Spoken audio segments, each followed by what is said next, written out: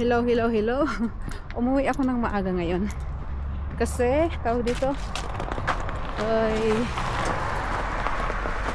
may ice pa yung kalsada. Tandaan tayo, baka madulas ako. Umuwi ako ng maaga ngayon kasi may dentist appointment ako. Cleaning. So, uwi muna ako. Ang ganda ng panahon ngayon, ang init. So, siguro pagbalik ko, hindi ko na kailangan ng jacket. Last time na nagpalinis ako ng ngipin, linis lang talaga. Ngayon general check up nila, tawag dito x-ray and everything ngayon. So ayan, ang ganda ng panahon, mainit pero naalala nyo yung isang araw, grabe yung snow, meron pa ring snow sa paligid. So ayan si Sunny, ang ganda ng panahon.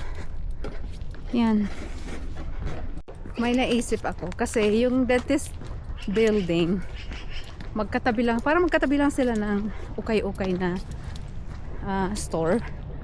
So depende kung gaano katagal yung cleaning ko, and then daan ako sa ukay-ukay store. Gusto kong maghanap ng another picture frame, na cute picture frame.